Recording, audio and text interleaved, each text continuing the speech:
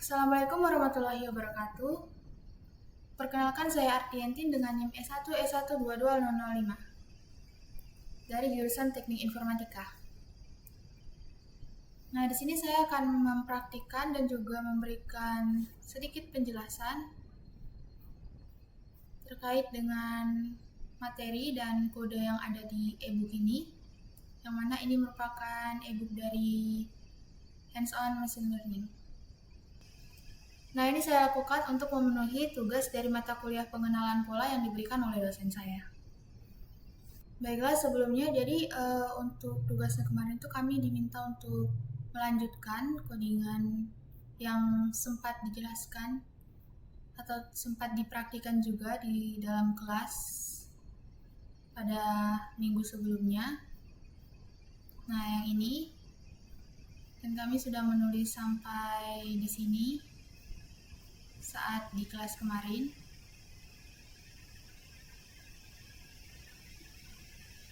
Kemudian di sini saya akan lanjutkan pada pembahasan berikutnya yang dimulai dari halaman 60 ini sampai nanti di halaman 83. Nah, sebelumnya saya jelaskan sedikit dulu dengan codingan yang sudah saya tulis ini. Baiklah, jadi di sini untuk codingan yang sudah ditulis sebelumnya pada kelas minggu lalu. Di sini dapat kita lihat kita menginputkan library-nya, lalu kita mendownload datanya. Nah, di sini kita mendownload data dengan fungsi ini. Yang ini. Yang mana di sini kita akan membuat folder baru jika memang belum ada foldernya. Kemudian kita akan mengunduh file datasetnya dengan format TGZ dari internet, lalu mengekstraknya ke folder yang sudah ditentukan. Nah, di sini juga selanjutnya kita memuat data dalam data frame dengan menggunakan library Pandas. Jadi kita akan membaca file CSV yang berisi data perumahan dan juga mengubahnya menjadi data frame Pandas. Nah, kalau yang ini tuh untuk mengunduh datanya seperti yang ini tadi kan fungsinya. Jadi kita panggil di sini dan ini juga kita panggil di sini. Nah, selanjutnya di sini ada housing sama dengan load housing data. Jadi kita memuat data ke dalam variabel housing dan kita tampilkan 5 baris pertamanya. Kayak ini datanya. Nah, kita lihat dulu info datanya. Di sini dapat kita lihat bahwa kita memiliki data ada 20.640 dengan tipe datanya float yang menjadi dominan. Nah, kemudian selanjutnya di sini kita hitung kategori kolomnya dan kita describe-kan atau deskripsikan. Selanjutnya di sini. Nah, kemudian di sini kita visualisasikan datanya. Jadi seperti ini visualisasi datanya. Nah, selanjutnya di sini kita kategorisasikan pendapatannya. Kita kelompokkan pendapatan median menjadi 5 kategori. Nah, kemudian di sini kita bagi data secara stratifikasi menggunakan stratified shuffle split yang ini.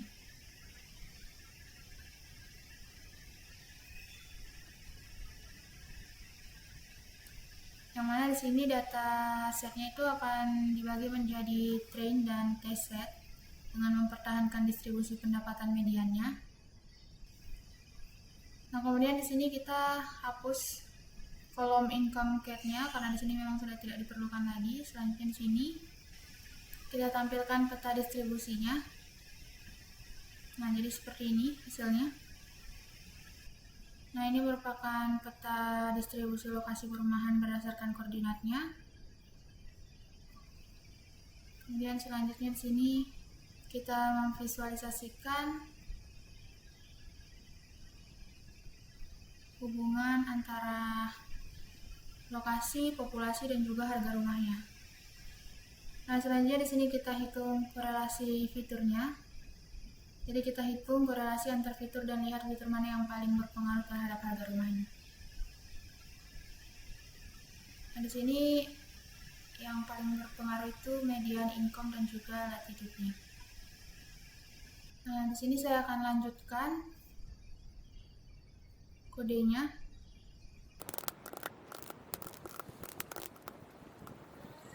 Nah, baik, jadi seperti ini outputnya sama.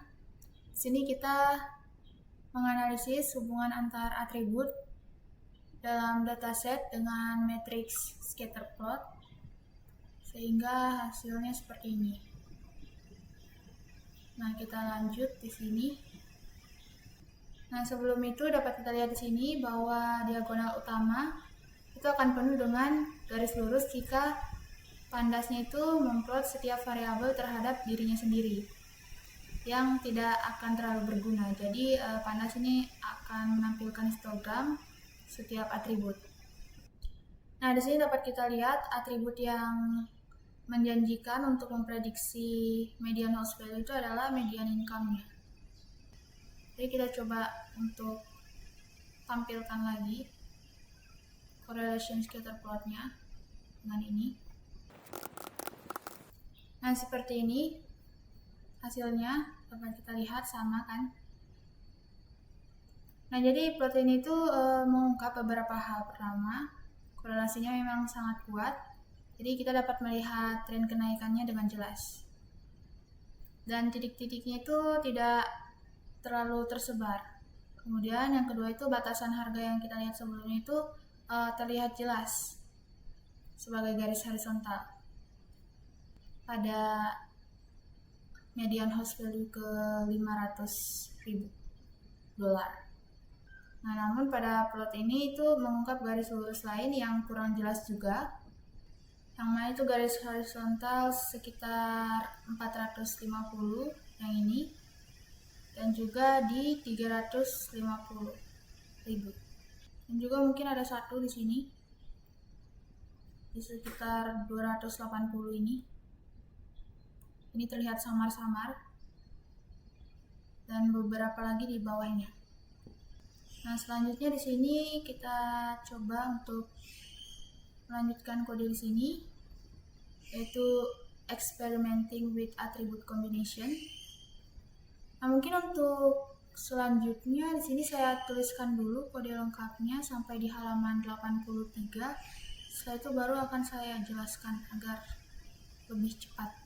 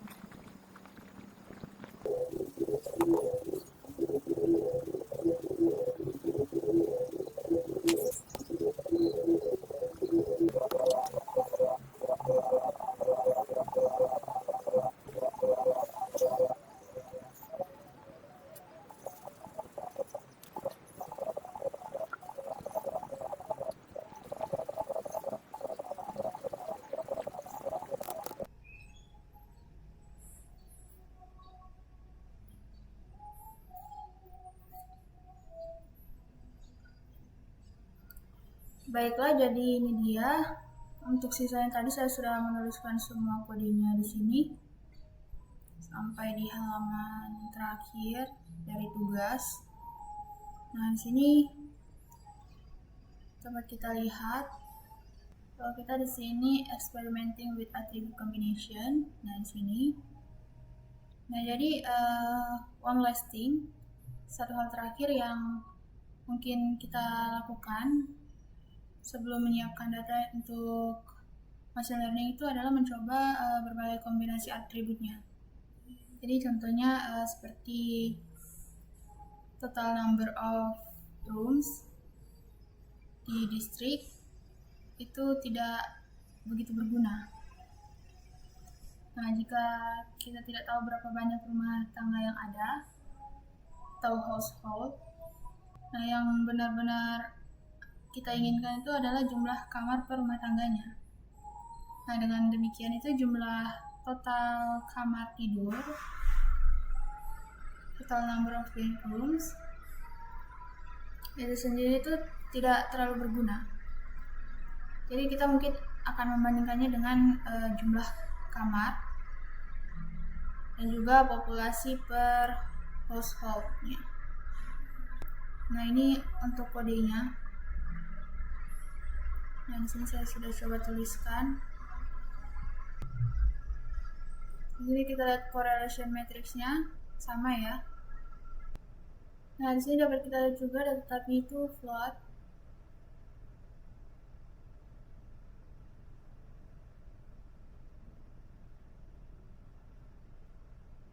Nah, jadi bedrooms per room atribut itu lebih berkorelasi dengan median house value-nya daripada dengan total number of rooms atau bedroom-nya. Nah, selanjutnya di sini kita prepare the data for machine learning algorithm. Nah, jadi di sini kita itu akan mulai menyiapkan data untuk algoritma machine learning. Itu dapat dilakukan dengan menuliskan fungsi. Beberapa alasannya itu, jadi ini memungkinkan kita untuk mereproduksi transformasi dengan mudah pada suatu kumpulan datasetnya. Nah, kemudian juga kita akan secara bertahap membangun suatu pustaka untuk fungsi transformasi yang dapat digunakan kembali dalam project mendatang. Dan juga kita bisa menggunakan fungsi ini tuh untuk type system, untuk mengubah atau transform data baru sebelum memasukkan ke algoritmanya. Nah, ini juga akan memungkinkan kita untuk mudah mencoba berbagai transformasi dan juga melihat kombinasi transformasinya untuk memberikan hasil yang lebih baik atau yang terbaik. Nah, sebelum itu kita di sini kembali ke set pelatihan dulu. Di sini housing, strat train, set drop. Nah, kemudian selanjutnya di sini ada data cleaning. Jadi sebagian besar algoritma machine learning itu tidak dapat bekerja jika ada missing features. Jadi kita membuat beberapa fungsi untuk mengatasinya. Seperti yang kita lihat sebelumnya itu bahwa total bedroom attribute itu punya missing values. Jadi di sini kita akan coba fix dengan 3 option ini. Get rid of the corresponding district, get rid of the whole attribute, and set the values to some value. Tapi di sini saya menggunakan opsi ketiga.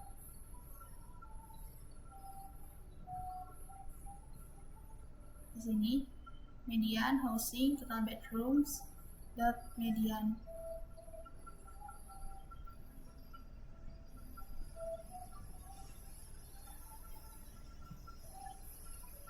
Nah, kemudian di sini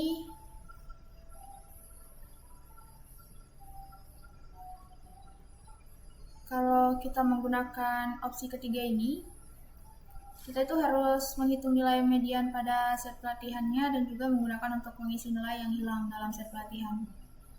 Nah, sklearn itu menyediakan kelas praktis untuk menangani nilai yang hilang.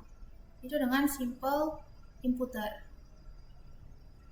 Nah, ini untuk kodenya seperti ini. Jadi kita import dulu simple inputernya dari sklearn input. Kemudian di sini Kita masukkan kodenya. Nah, di sini dapat kita lihat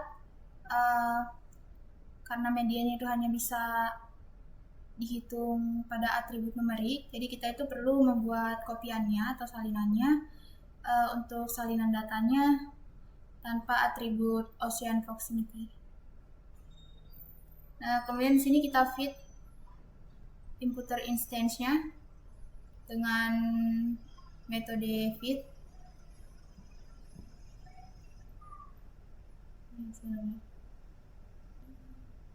Nah, jadi di sini dapat kita lihat bahwa the imputer has simply compute the median of its attribute and stored the result in statistic instance variable. Nah, di sini dapat kita lihat hasilnya sama ya di ebook dan yang saya buat. Nah, untuk sekarang kita itu dapat menggunakan trainer ini untuk transform ke training set dengan mengganti nilai yang hilang dengan median yang dipelajari. Dan ini untuk kodenya di sini. Nah, di sini ada scikit-learn design. Jadi scikit-learn API itu dirancang dengan baik dan beberapa prinsip utamanya itu ada di sini. Konsistensi. Jadi semua objek itu berbagi antarmuka yang konsisten dan juga sederhana. Estimator, transformer, predictor. Kemudian dia juga inspection. Jadi semua hyperparameter estimator itu dapat diakses langsung melalui variabel instan publiknya. Nah, selanjutnya dia juga non-proliferation of classes, kemudian juga composition dan sensible default.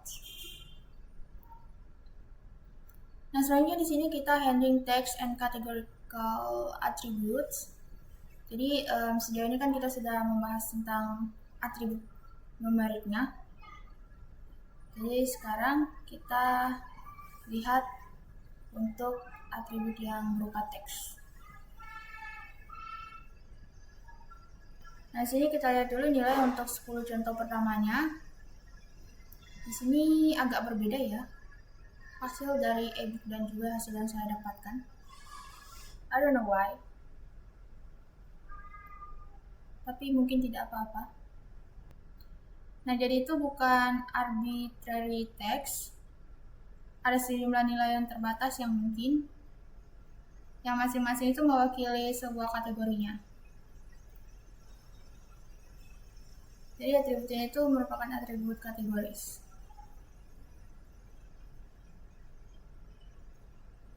Nah, di sini kita lihat kita mengimport ordinal encoder dari sklearn preprocessing. Kemudian di sini kita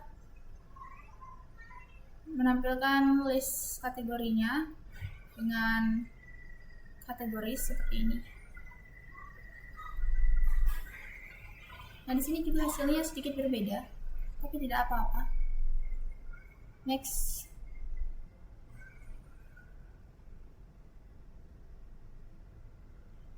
Nah, untuk yang ini hasilnya sama ya. Mendapatkan list kategorinya dengan kategoris ini.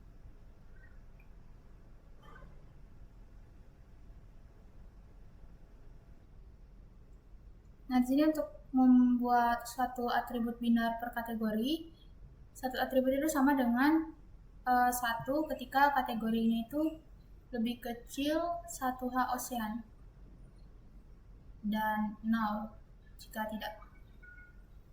Nah, atribut lain itu akan sama dengan 1 ketika kategorinya itu inland.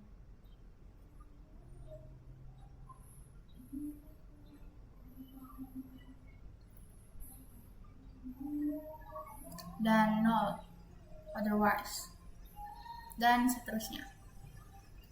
Nah, ini itu disebut dengan one hot encoding karena hanya satu atribut yang akan sama dengan 1. One hot encoding.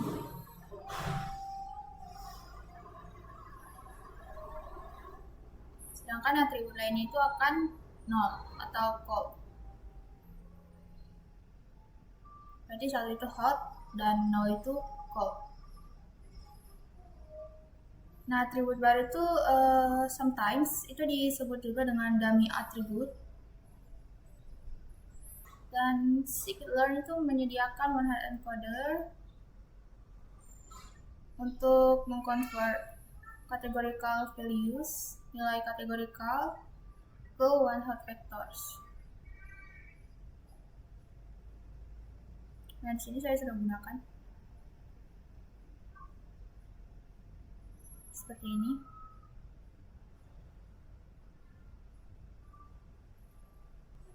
Nah, di sini once again kita bisa mendapatkan daftar kategorinya menggunakan encoder categories. Yang ini, seperti ini. Jadi meskipun sudah kita one hot encoding di sini, kita masih bisa dapatkan ininya. Nah, di sini dapat kita lihat bahwa jika categorical attributnya itu punya sejumlah besar kategori yang memungkinkan, maka one hot encoding itu akan menghasilkan sejumlah besar fitur input.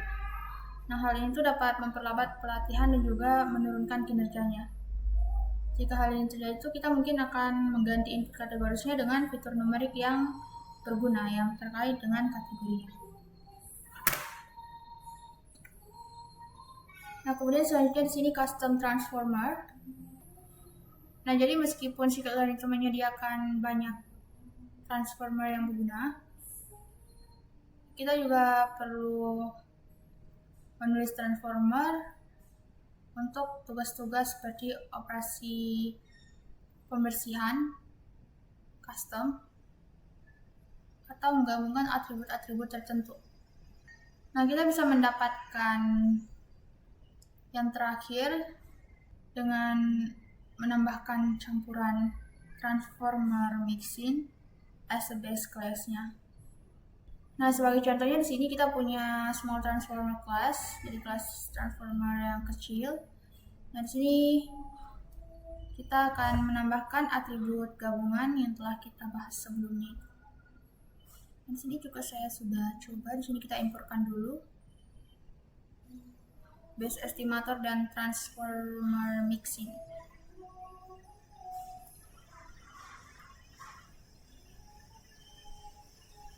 Nah, ini kelasnya.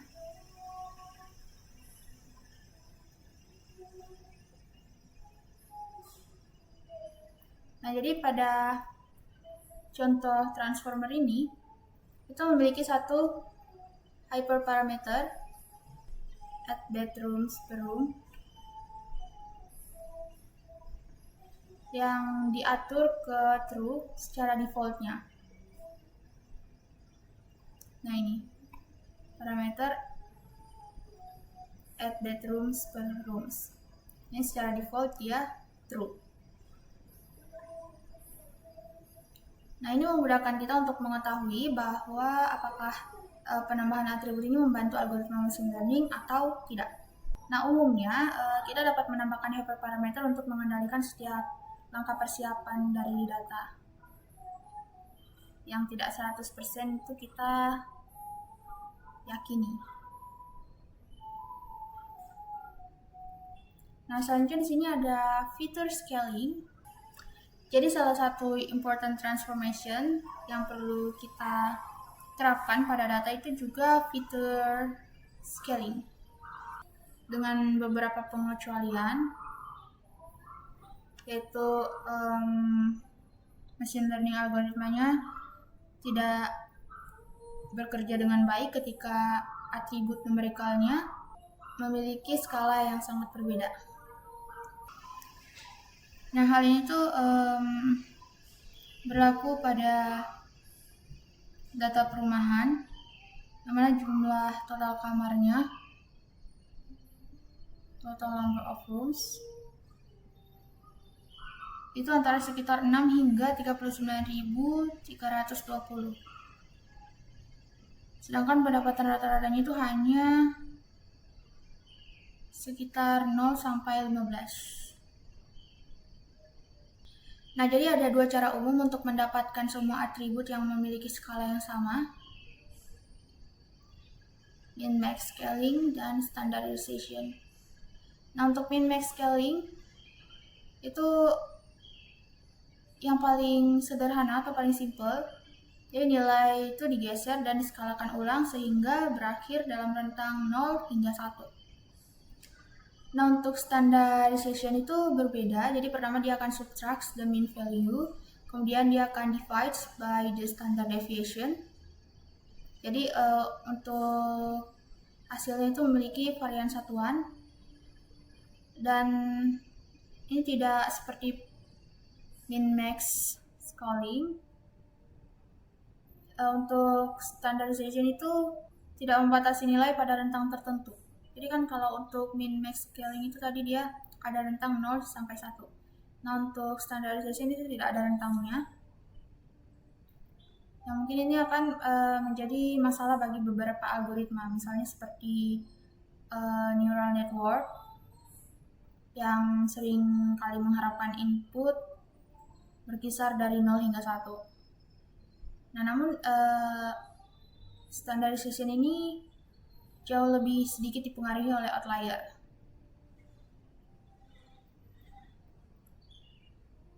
Nah, di sini dapat kita lihat untuk transformation pipelines. Nah, jadi as you can see ada banyak data transformasi yang perlu dijalankan dalam urutan yang benar. Nah, ini small pipelines for the numerical attributes. Ada sklearn lagi. Kita import dulu pipeline dari sklearn pipeline dan juga standard scalar dari sklearn preprocessing.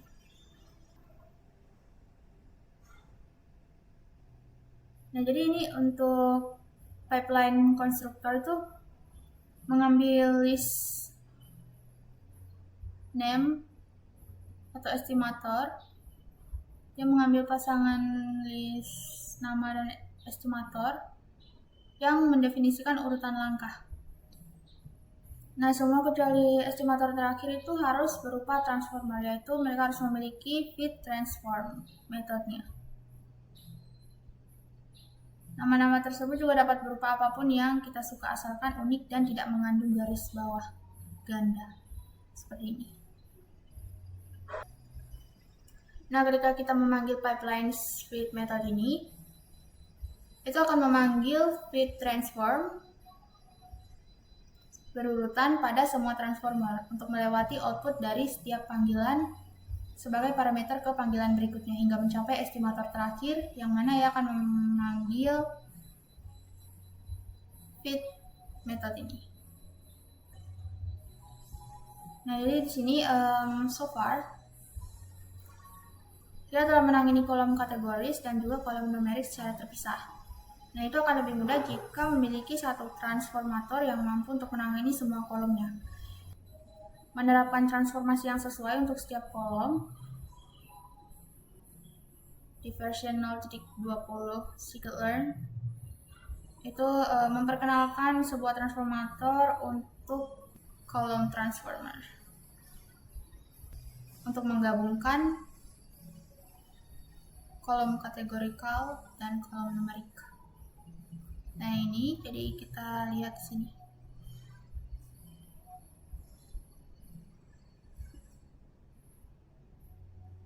Dari sklearn compose. Jadi kita import kolom transformernya. Nah, seperti ini. Nah, jadi di sini itu pertama-tama kita imporkan dulu ini kan tadi kolom transformer class. Kemudian kita akan dapatkan daftar nama kolom numeriknya dan kategorisnya. Nah, kemudian kita akan membangun sebuah kolom transformer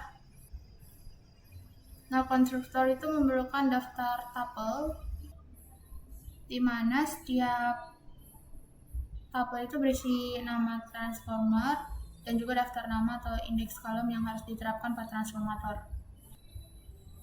Nah, kalau pada contoh ini, itu kita menentukan bahwa kolom numerik itu harus ditransformasikan menggunakan num pipeline yang kita definisikan di awal. Dan untuk kolom kategori itu harus transformer ke kolom data perumahan. Dan data kategorikal itu harus ditransformat dengan one hot encoder. Nah, jadi kita harus perhatikan bahwa one hot encoder itu mengembalikan sparse matrix, sementara num pipeline itu mengembalikan dense matrix. Oke, selanjutnya di sini select and train a model. Jadi at last kita akan merumuskan masalahnya. Jadi kita memperoleh data dan menjelajahinya, mengambil sampel dari set pelatihan dan juga set pengujian, dan menulis alur kerja transformasi untuk membersihkan dan menyiapkan data untuk algoritma machine learning secara otomatis. Ya, sekarang kita akan pilih model machine learning-nya. Sini pertama kita gunakan linear regression. Di sini kita fit modelnya, kemudian di sini kita coba untuk beberapa contoh dari set pelatihan. Di sini dapat kita lihat prediction-nya.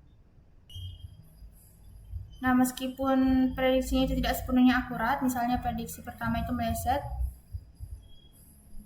ini ya, kita ukur untuk RSMA model regresi ini pada seluruh set pelatihan menggunakan scikit-learn mean squared error. Nah, di sini kita dapat hampir mirip ya,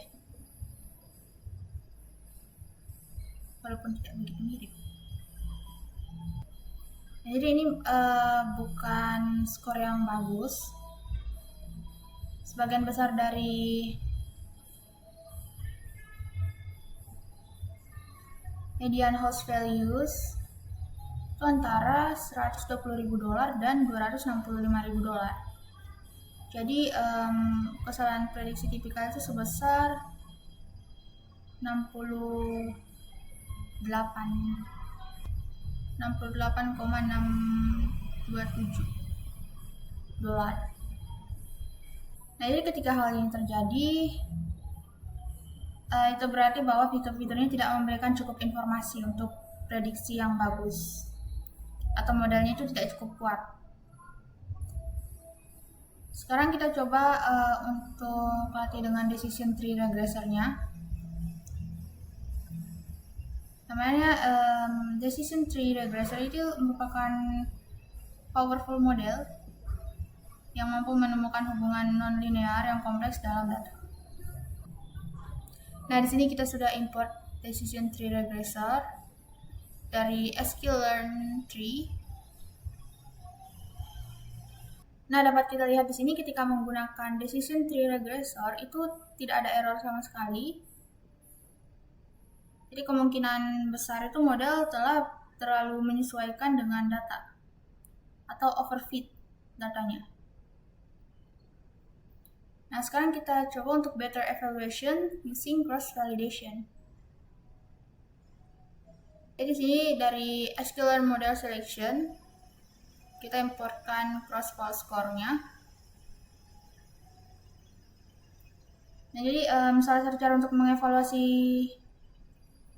decision tree model itu adalah dengan menggunakan train test split function untuk membagi set pelatihan jadi set pelatihan yang lebih kecil dan set validasi. Lalu melatih model terhadap set pelatihan yang lebih kecil dan mengevaluasi terhadap set validasi. Nah, untuk alternatif yang bagus itu gunakan scikit-learn key vault cross validation feature. Nah, jadi untuk ini kode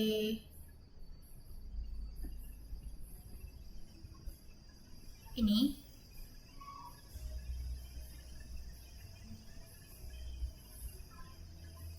itu akan secara acak atau secara random membagi set pelatihannya menjadi 10 subset berbeda yang disebut dengan vaults, dan kemudian akan melatih dan mengevaluasi model decision tree-nya selama 10 kali atau sebanyak 10 kali, dan memilih vault yang berbeda untuk setiap evaluasi, dan melatih 9 vault lainnya. Nah, untuk resultnya atau hasilnya itu dia merupakan array yang berisi 10 score evaluation-nya. Nah, seperti ini dapat kita lihat.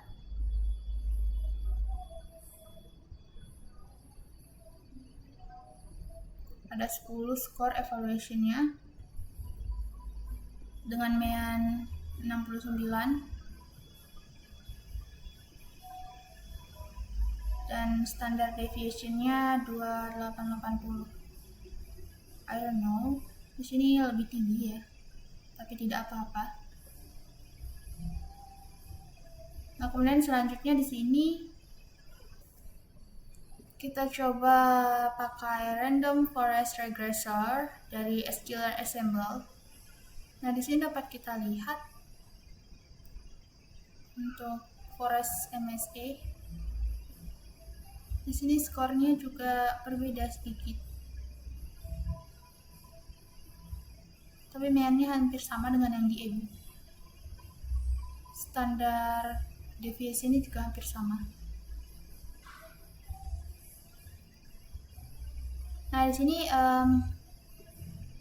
kita bisa simpan model yang telah kita latih ini. Misalnya tadi yang ini untuk model random forest regressor. Nah, itu dengan menggunakan joblib.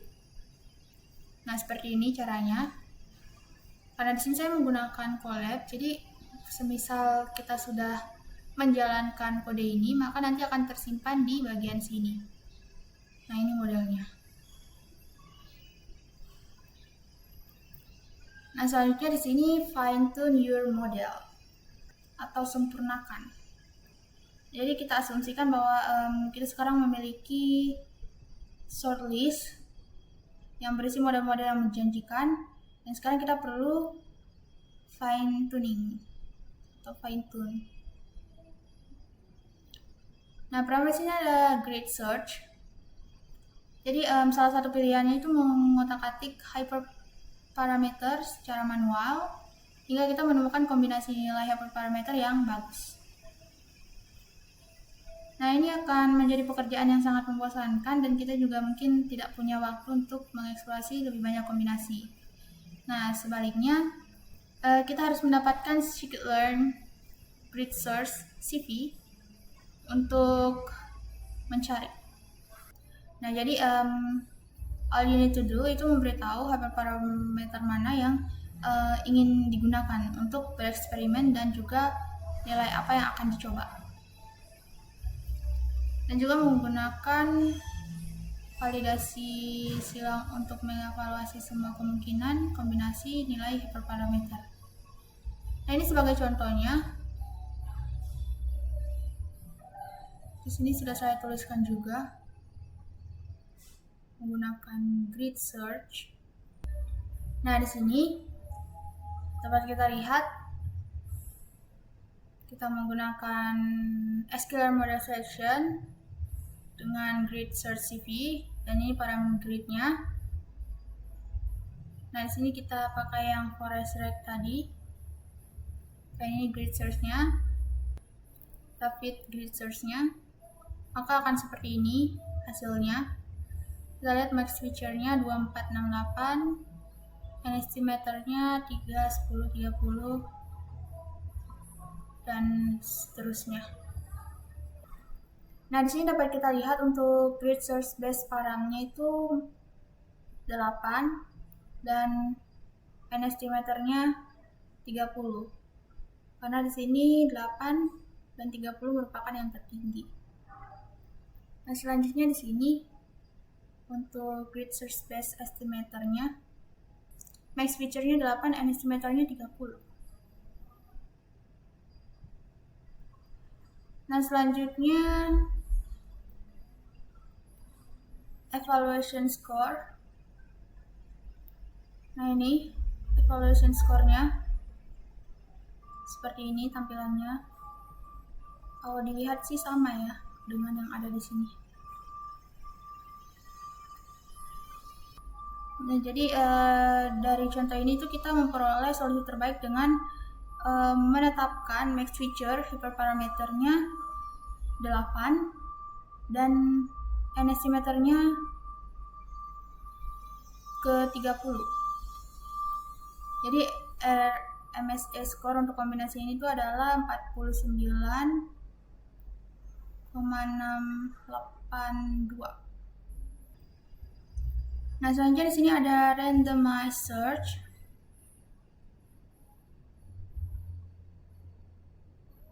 Nah, jadi pendekatan grid search itu baik-baik saja ketika kita menjelajahi kombinasi yang relatif sedikit seperti pada contoh sebelumnya. Tapi ketika ruang pencarian hyperparameternya besar, seringkali itu lebih baik untuk menggunakan randomized search CP. Nah, randomized search CP ini tuh memiliki manfaat utama, yaitu jika kita membiarkan randomized search berjalan mungkin 1000 iterasi misalnya, pendekatan ini akan mengeksplorasi 1000 nilai berbeda untuk setiap hyperparameter. Jadi bukan hanya beberapa nilai per hyperparameter dengan pendekatan pencarian grid atau grid search. Dan juga hanya dengan menetapkan jumlah iterasi kita bisa memiliki kontrol yang lebih besar atas anggaran yang ingin dialokasikan ke hyperparameter search. Nah, kalau kemudian selanjutnya di sini ada assemble methods.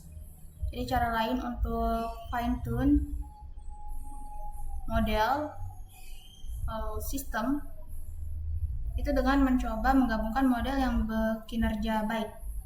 Jadi group atau assemble itu akan sering berkinerja lebih baik daripada model individu terbaik, terutama jika model-model individu itu membuat jenis kesalahan yang berbeda. Kemudian selanjutnya di sini analyze the best model and their error. Nah, di sini dapat kita lihat, saya sudah menuliskan 2 kodenya. Jadi kita akan sering memperoleh wawasan yang baik tentang masalah dengan memeriksa model terbaik. Misalnya dengan random forest regressor itu bisa menunjukkan kepentingan yang relatif setiap atribut untuk membuat prediksi yang akurat.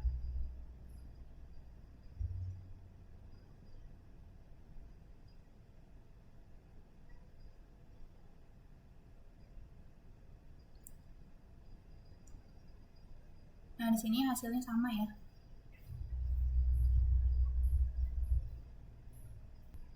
Nah, jadi dengan informasi ini dari analyze best model and their errors, mungkin kita bisa juga mengurangi beberapa fitur yang kurang berguna.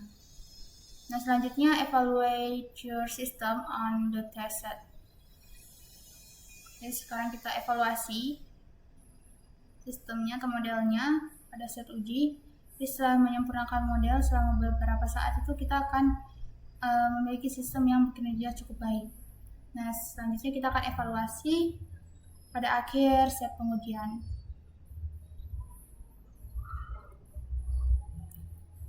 Seperti ini saja. Dan ini untuk final MSE dan final RMSE-nya didapatkan. Nah, dan di sini dapat kita lihat bahwa jika kita melakukan banyak penyetelan hyperparameter, itu kinerjanya biasanya akan sedikit lebih buruk daripada yang kita ukur menggunakan cross validation. Itu karena sistem akhirnya disetel dengan baik untuk bekerja baik pada data validasi, dan kemungkinan itu tidak akan bekerja baik dengan kumpulan data yang tidak diketahui, atau bisa jadi tidak bekerja baik pada data baru.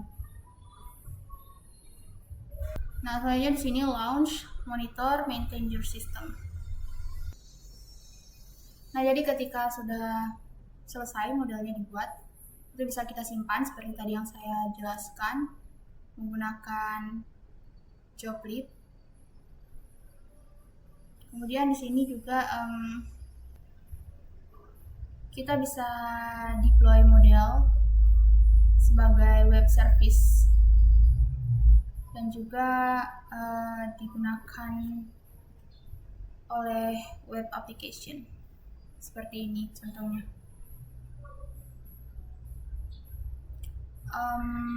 Strategi populer lain untuk deploy model itu bisa di cloud, misalnya dengan Google Cloud AI Platform. Jadi cukup kita save saja modelnya dengan joblib lalu upload ke Google Cloud Storage. Nah, selanjutnya juga